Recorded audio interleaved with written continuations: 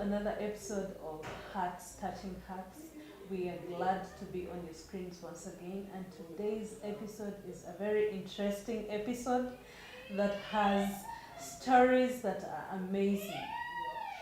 As a parent, having a normal child is very joyous and filled with emotions that most of the people that have children with disabilities don't get privileged to have.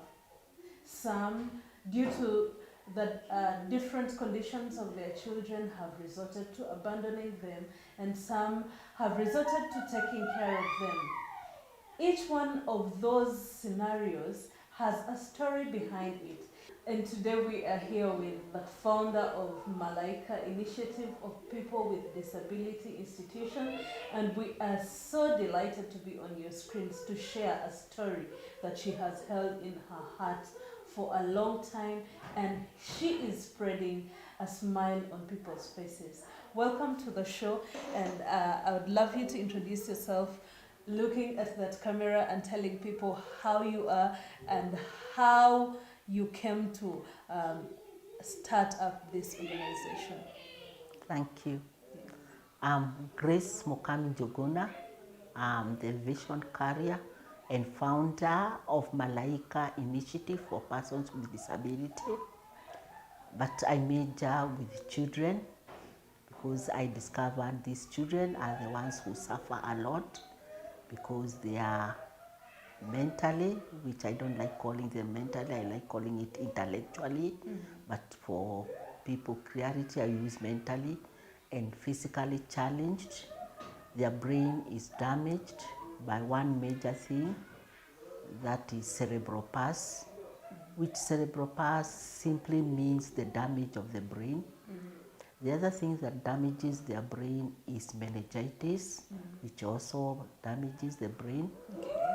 And from no knowledge is the brain, and the spinal cord is the core center of a human being.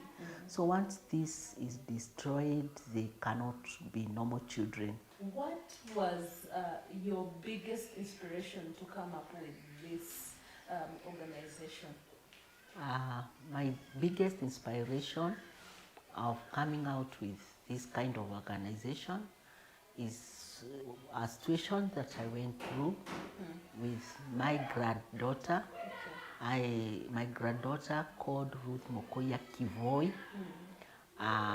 She was born normally, a normal child. When she went to school, she was an A student, ever #1 leading the classes. She was an all-round girl. Come to swimming, she was an expert. Come to singing, she would sing like an angel.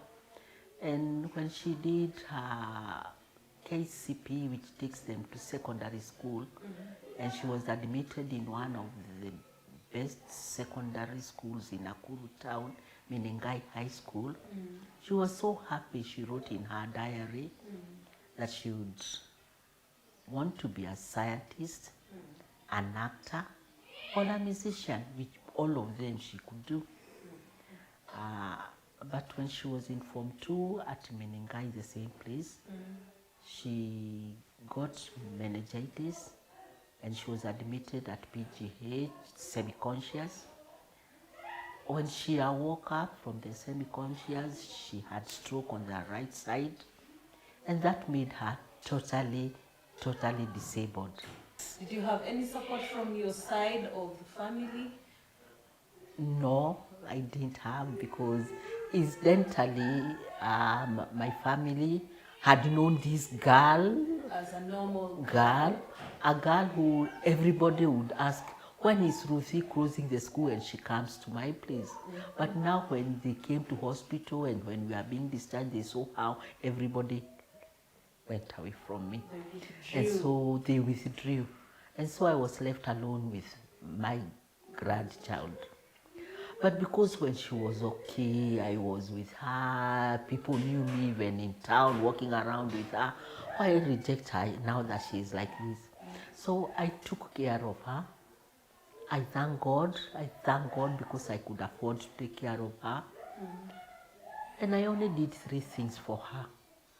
I loved her the way I used to love her even when she was okay.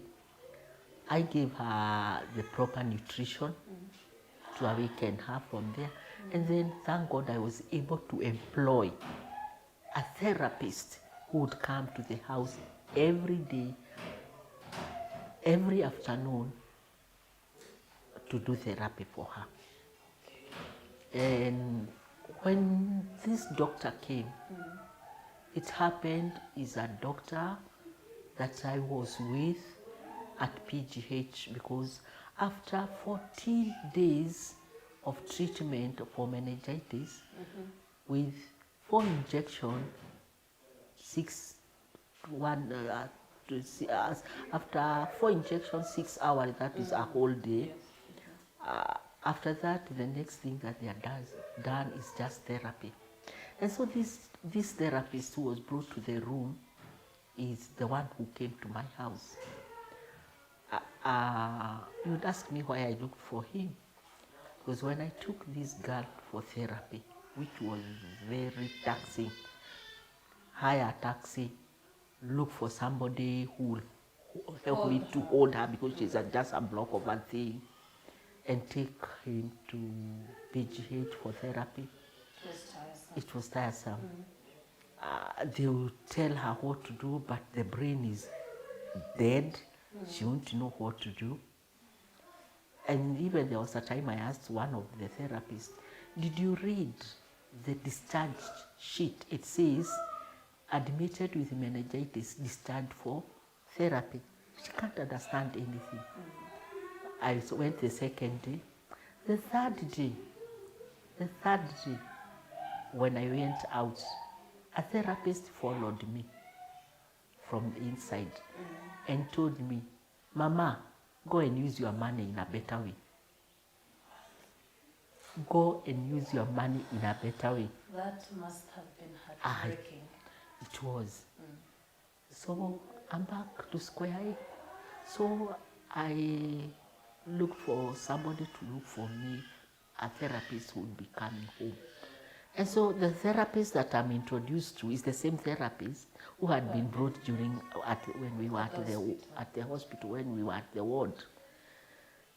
When he saw this daughter of mine, granddaughter of mine, he became surprised. Is this girl still alive? Then we agreed how we would do the therapy every day except Sunday. But then when we had agreed all this, he told me, but Shushu, I don't want to do your granddaughter therapy. I asked him, why? And we have agreed on the fee. We have agreed the many hours that you'll be here from 2 to 5. And do not forget I'm paying for an hour. Then he told me, Shushu, I'll tell you this, and don't feel bad. When I came to be shown this girl, when she was there on the bed, whoever was handing the case over to me told me this. I still remember the words. Leave that one alone. It's a 15-year-old girl, bed 5. We are waiting for her to die. That's a report. This is what he told me. And wherever he is, because he came out of here, could repeat the same words. Oh, leave that alone. It's a 15-year-old girl, bed 5. We are waiting for her to die. So, because they were waiting for her to die and we are no longer in the ward, we are at home and this girl has died, why after all do her therapy? Because she will die. Anyway. According to what he was told. He was a gentleman. Then I said, just do her. Then she told me, let's make a deal. Shushu, let's make a deal. Give me the deal. And this is the deal that the therapist gave me. I'll do this girl therapy for 2 weeks every day except Sunday. And after those 2 weeks, if this girl, now he used a Kikuyu name, Nyagunya, if she was bad, if only she shakes her body a bit, I'll continue with the therapy and you pay my 2 weeks. If she does not even shake a bit, don't pay my 2 weeks and I don't continue the therapy. That must have been a big leap of faith. And a lot of mixed feelings. How did you feel when he told you that operation? I felt bad. I felt bad. You are yet to hear. I felt bad, but I said, let's do it. Then we agreed. And he told me I will need to buy special oil that I'll be doing the therapy with. Give me money. I give him money to go and buy the special oil, I don't know which it is. And so we started the therapy. Who is like my God, the God that I trust, and the God that I believe in, and the God who has kept me this far. The 2 weeks, akashake. And so we continued with the therapy. That was a smile on your face. How did you Yes, feel that I day? felt good. And I was thankful to my God because it was not for God and my faith in God, nothing of that would have happened. Sure. Because everybody was discouraging me. Even those people that came to take me out of the hospital, they were asking me, where are we going? This girl is supposed to be in the hospital. It's like she's supposed to be admitted. After that, I could walk around with her, helping her to walk. She couldn't sit. I made a special seat for her. She couldn't sit. When I put her on a seat, she would fall down because this side, the left side, was shorter, was because of stroke, was shorter than the other side. So the one leg was half the other one, the hand was half the other one. And so anything that you do, she just fall down like this. So I went to the fundi and made a chair where I would tie her around. If you came in my house, you'd accuse me for child abuse. I would tie her. I still have that kamba, yangozi. I would tie her around so that she can sit like this, which doctors later told me I did the right thing. So we went on. The doctors that I see, after that you see a doctor of, what do you call that doctor of the head? Neurosurgeon or neurologist? Before I go, the one who does the counseling with this, with those are mentally, psychologist. So the psychologist I used to take her to told me, take this girl to every situation that she used to be in, so that she can recall, So because she had stopped everything, speech, what, nini, so that as she sees her fellow teenagers, she sees the school she was in, she would start recalling and collecting memory. And he wrote me a letter concerning that. I still have the letter in my file. And so, my other one that you won't listen to, I will now, with this letter and this girl, this was the year 2007. Now, 2008, because of the therapy, she can stand, she can walk holding, and then she could walk badly alone, and then sometimes she would fall. I took her back to school with a letter. And then, because they knew the way she is, she was readmitted.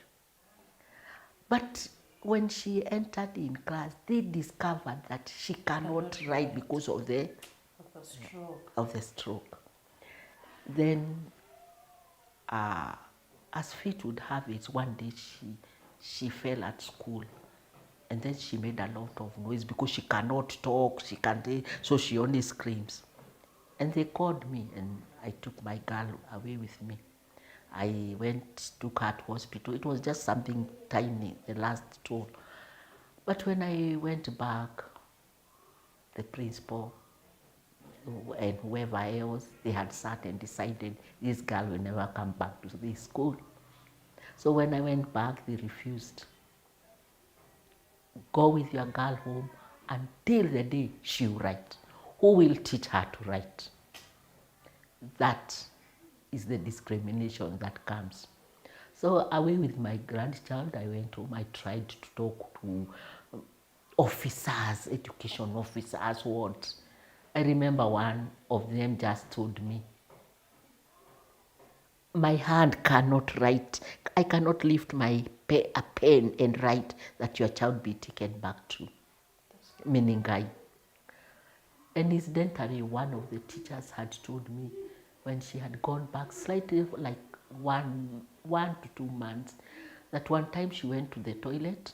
When she came, she was back in Form 2. The others were in Form 3. she decided that she is not supposed to be in Form 2. She'll go to Form 3. So she entered in the class of Form 3. A teacher was teaching there.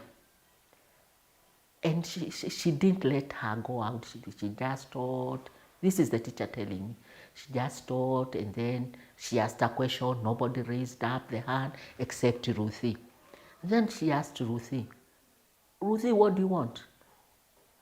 To answer the question. And she answered the question correctly. That is the girl they rejected. And so, from my own thinking and the way I observed with a letter and words, and that she goes back to what she used to do. When they rejected her, and they are saying they are rejecting her when she is listening, she entered into a cocoon. She has never come out of that cocoon. I suffered. Because I was told to take her to places I used to go with. She used to swim.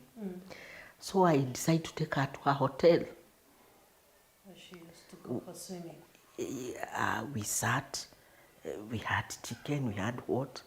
Then because I was told to show her around, the hotel is good, I started walking around with her. The manager sent a worker to me. And I have paid the bill, we are just walking. Tell that mama to get that child out of here. Those are the things that we go through. Discrimination of the highest order. Stigmatization. So her sickness started my agony. And so after a long time asking so many questions, your families don't come to your aid, the community, the neighbors around. And I remember one time I used to walk with her anywhere, the way I used to walk with her when she was okay. And one time she saw a classmate and she was excited. This classmate was walking around with her boyfriend. She wanted to greet. The girl just slapped my granddaughter and walked away with the boyfriend. These are the things we go through. The way you'd be excited. Oh, Malaika, I know you. She just slapped and they walked away. So we suffer. Then I sat. How many people suffer the way I suffer? How many people are going through what I'm going? So I said, I'll start an initiative that will take care of these children. Okay. And that's how this idea came to me. So powerful, so powerful. You that is out there and has always thought that bad things cannot result into the good. A beautiful story is here for you to get a leaf and learn something new today. Grace at her age could be able to sit down and use all that negative energy to create positivity in society. And here we are at Malaika, a place that has put smiles on people's faces. Walk me through Malaika. So I decided I'll open a daycare center through the initiative, because your normal child is never locked in the house. Your normal child is either with a house girl, it's either at a daycare, or it's either in a nursery school, or in anywhere else. But you cannot lock your normal child inside the house. But this is what we do. If I'm not with my granddaughter here, I've locked her in the house. And so all these children that I discovered, because I started looking around for them, I discovered they were all locked in the house. Even the next door neighbor could not know that there is a child like that. Because this child will never call daddy, will never call mom, will never cry. And so even they will never know. And again, the parents are stigmatized, because when you bring them out, they don't want to associate with you. They don't want. They don't want.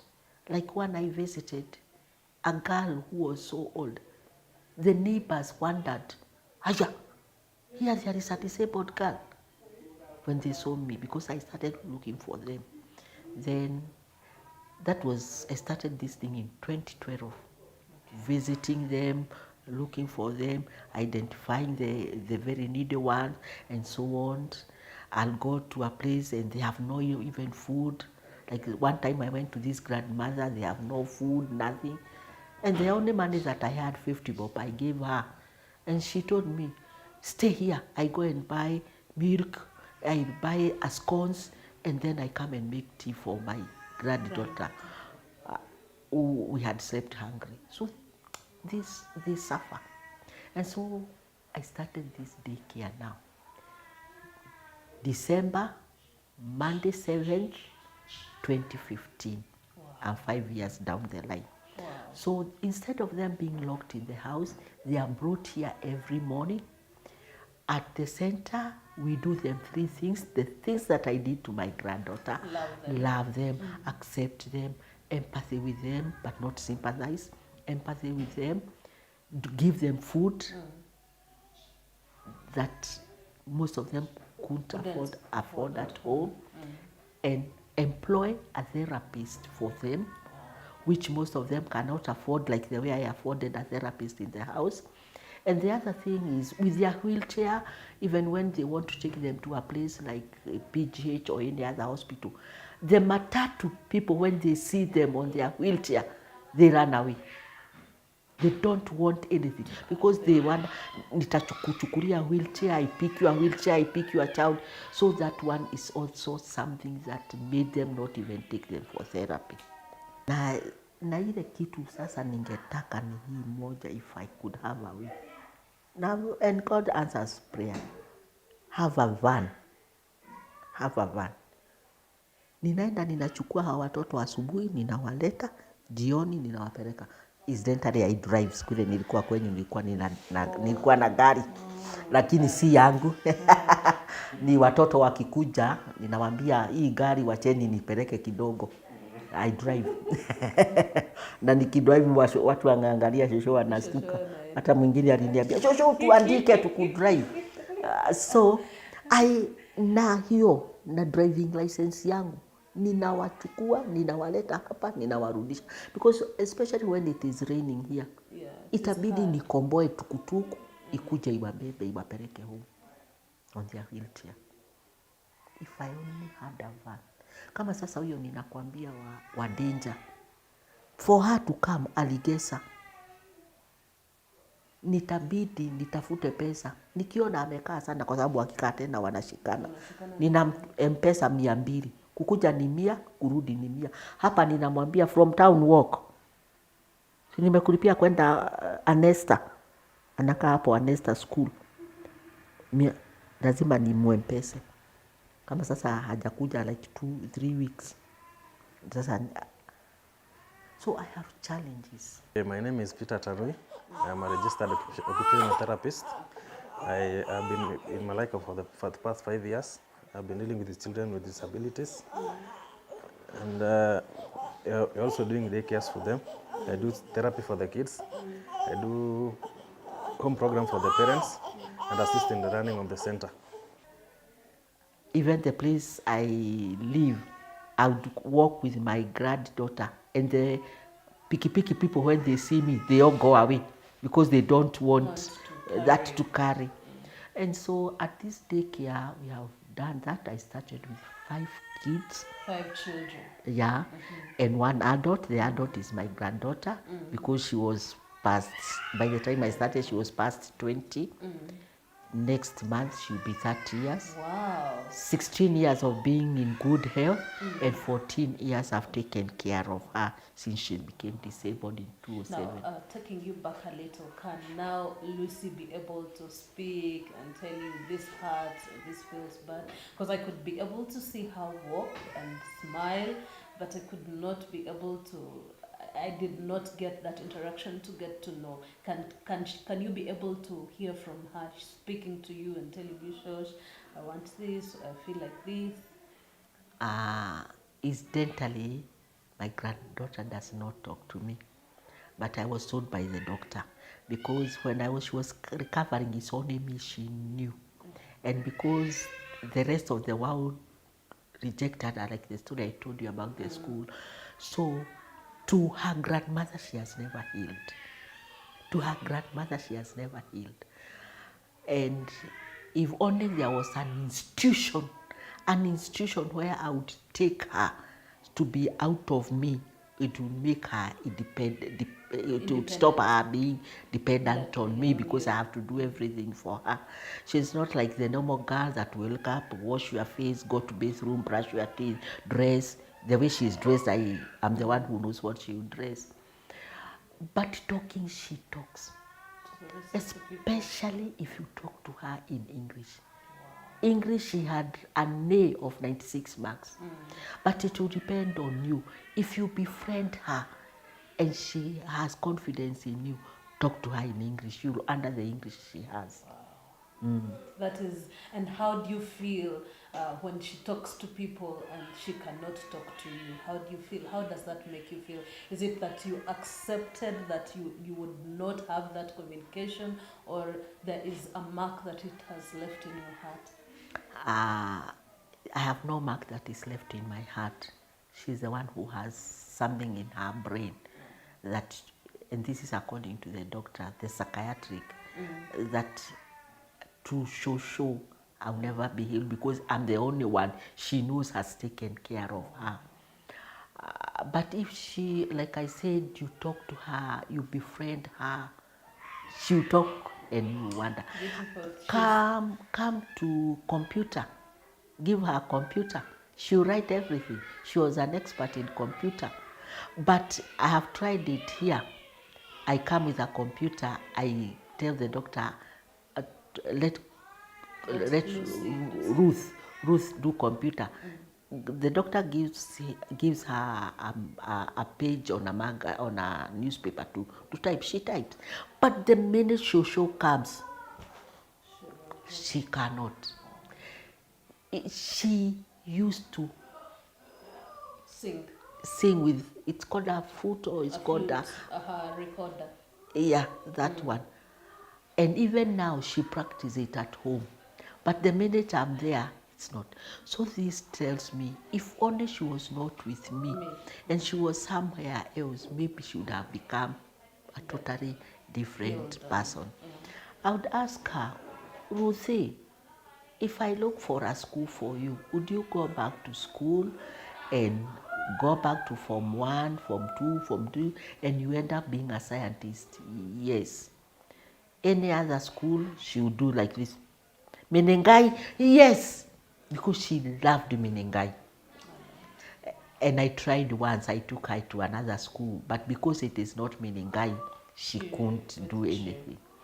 So that's, and so let's go.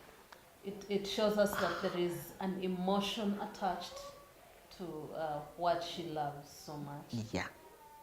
Wow, it must be a challenging thing to take care of a person of that nature, but also beautiful to see them progress from one stage to another stage. Wow, that is beautiful. Now, shortly about the other children that you've had here at Malaika, what are the beautiful things that have come with this initiative? What have you experienced? What has been your experience with interacting with these children brought here?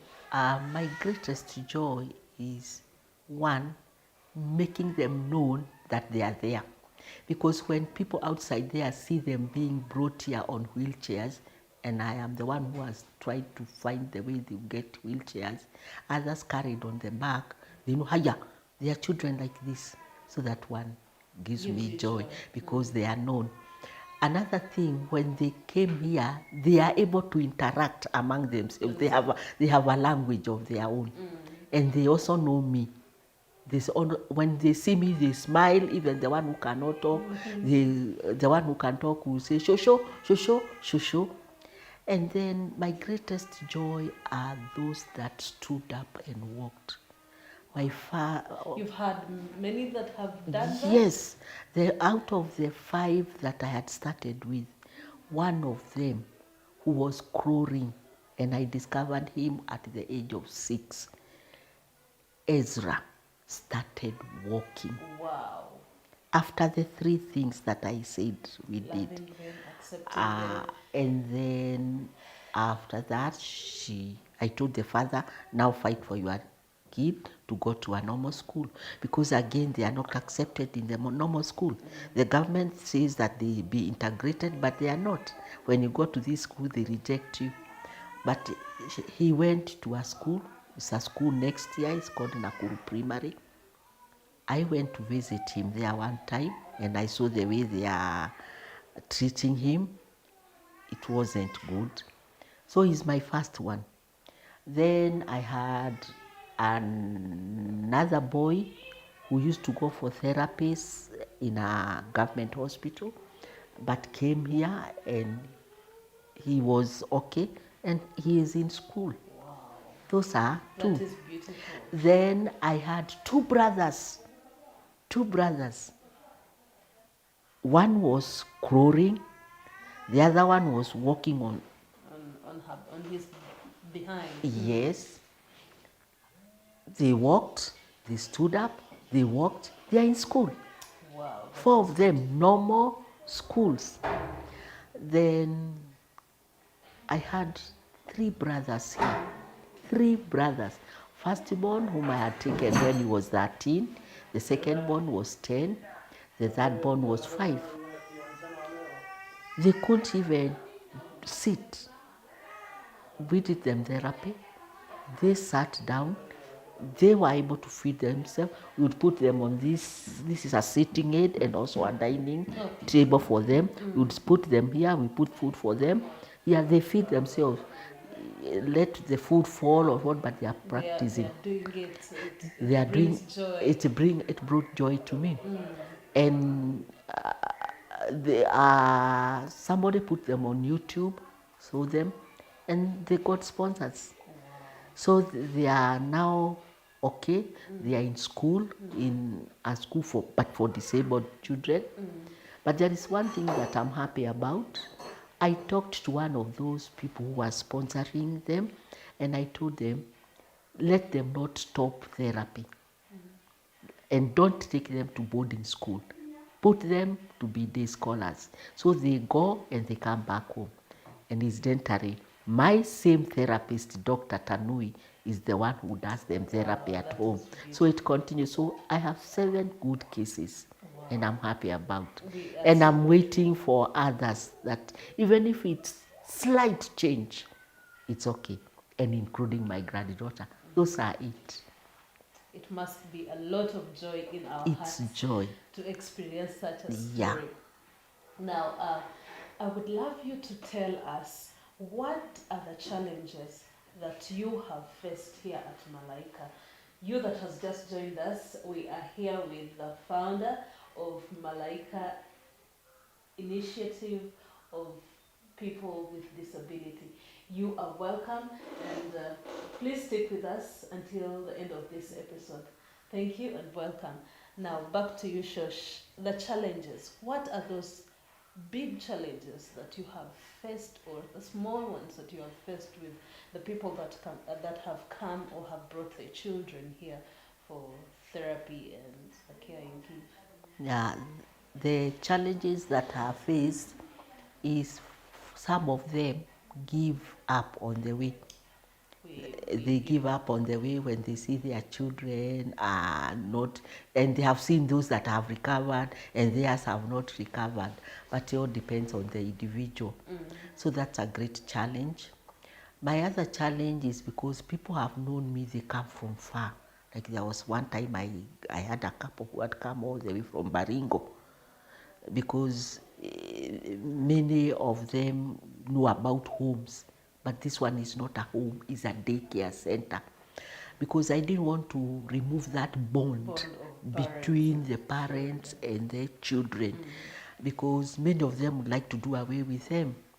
And when I was starting and going around and meeting them, and we'd meet in a meeting, I would ask them, if I ever succeed in doing what I'm imagining I want to do for these kids, like now creating the daycare, the home, one of them just told me, remove this child from my hands. Remove this child from my hand. So many of them would like to get rid of them, of their children. They get tired. They get tired. Look like a burden. Yeah, it's a burden to them. And so I said, no, I will not remove them from their hands. Let that bond continue. Building. Yeah, and so that's the other challenge. The other challenge is because these children are not known. When I visit the necessary institutions that deal with disability, they don't know them. I have tried to talk to them to come and see them, and they don't come and see. They know there is a Malaika somewhere. I'm officially registered. I'm also registered with the National Council for Persons with Disability. Every time I go to their office, tell them, come and see the children I deal with. They don't come. So it's a great challenge, but I know why the challenge. Because this is not a child who will walk into an office and talk about us themselves. A blind person will use the cane and reach the office. A normal disabled person who is just the legs but the brain will roll the wheelchair to the office. But this one who will ever in the house, nobody bothers about them. And so they are not known. That's a great challenge. And because of the many things that you need to do for them, they are not bothered. I'll tell you something.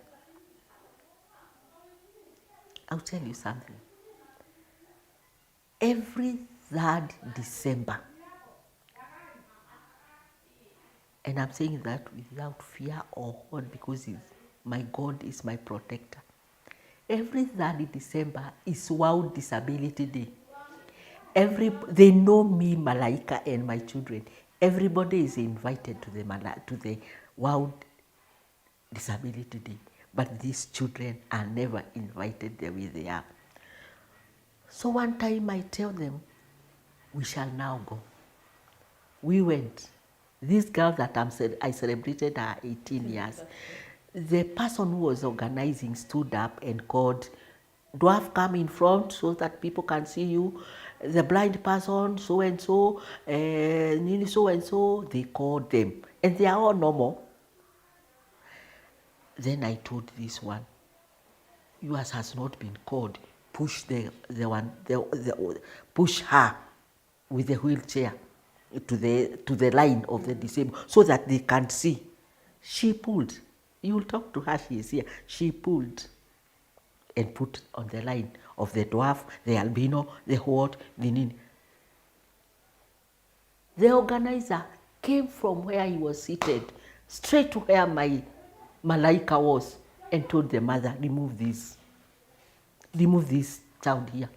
And the child was removed and was brought back where I was. What discrimination that we go through. And those are the people that are supposed to help. Another time I took the one that I visit. I visit one who is my outreach, who is totally disabled, he's blind, he's deaf, he's dumb. Bring this one this time so that they can see. Go in front, push. And then she went in front and somebody saw. But a guest who was invited talked about that boy and encouraged the officers and what to do something for. Up to today, nobody has done anything for that boy. So those are challenges. Who will talk for these children that are voiceless? If somebody like me does not come out for them and we partner with others, we come out for them. Together we can. Oh, together we can. Together we can. And so this is my greatest challenge. And the other great challenge that I have is I'm old. So when I go to places and I talk about what I'm saying, people just say, what is this shosho saying? A shosho like me cannot do such a work. So that's my age and the way I am is also a challenge. The other challenge that I have, this is a business like any other. This is a mama who is doing business. And so they don't see the children that I'm dealing with. They see me. As an investor. They see me as an investor. But incidentally, nobody pays me a So, single Shosh, you cent. want I to fight tell, you for want them. forgive me for cutting you short. You want to say that there are people who actually look at you like a person who is getting aid and diverting it to wherever else but not here. Sure.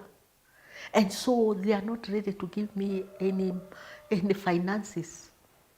But I'll tell you, food I'm given. And I give, they eat and I supply to them. Like during COVID, people who know what I do would come and give me food. And I pack and I call them and They come for the food. they come for the food.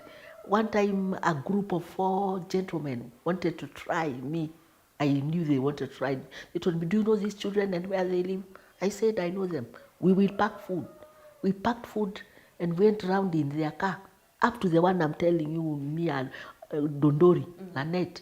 Every home I know except the new ones, taking food to them. And they were so grateful that during COVID, Flamingo, Kivumbini, another building here, I would take them, this food to them. Finances are my only problem.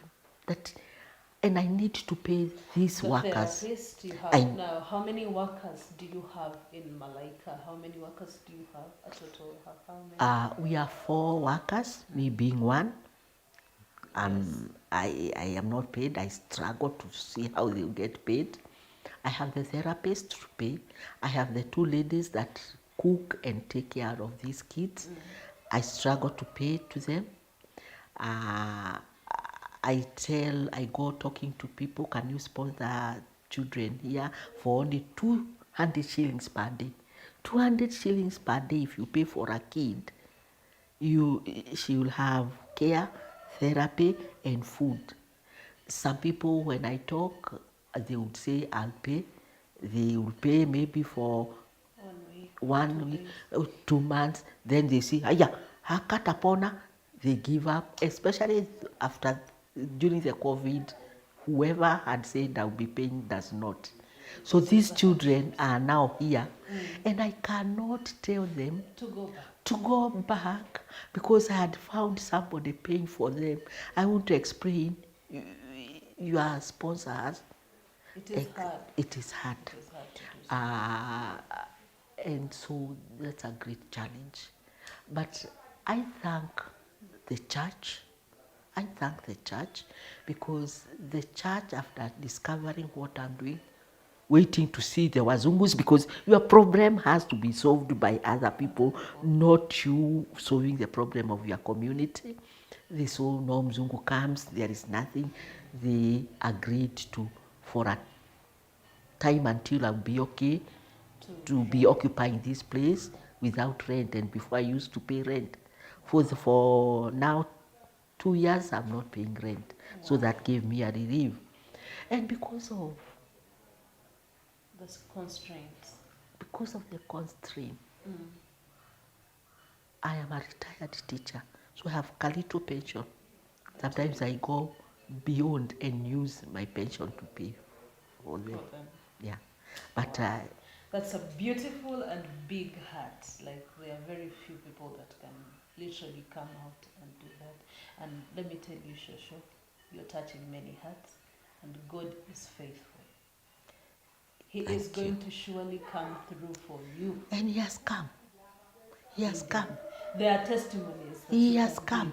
And my testimony is my health. Wow. I'm less 1 year and I have to be 70.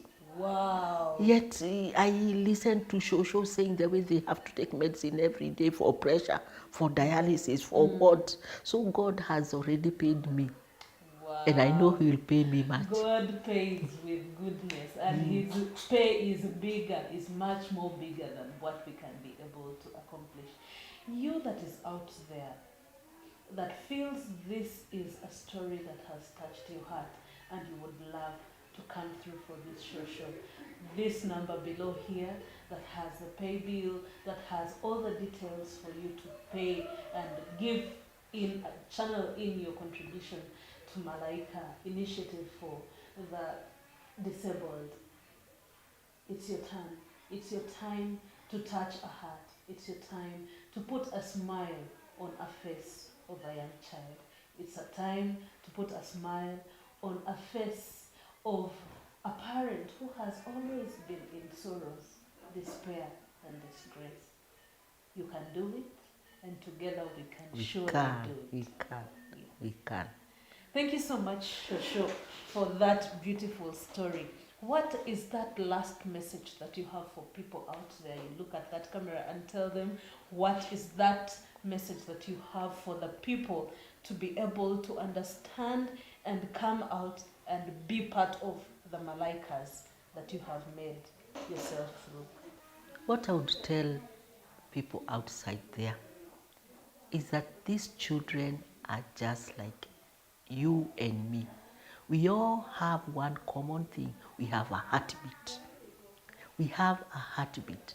And because of that heartbeat, let's treat these children and their parents like any other human being. Accept them the way they are, appreciate them, love them, and support them. And support them in any way that you can. And either collectively or individually, please come through for these children. I'm here. I have started it. We can join many hands. Many hands can do great work. So people outside there, please join me in helping these kids and especially becoming their voice. Amen. So that they can be heard. Thank you so much, Josh, for allowing to share your experience with us here at Hearts Touching Hearts. And you that is out there, be that heart that is going to touch the hearts of these children. Till another time, see you on Hearts Touching Hearts.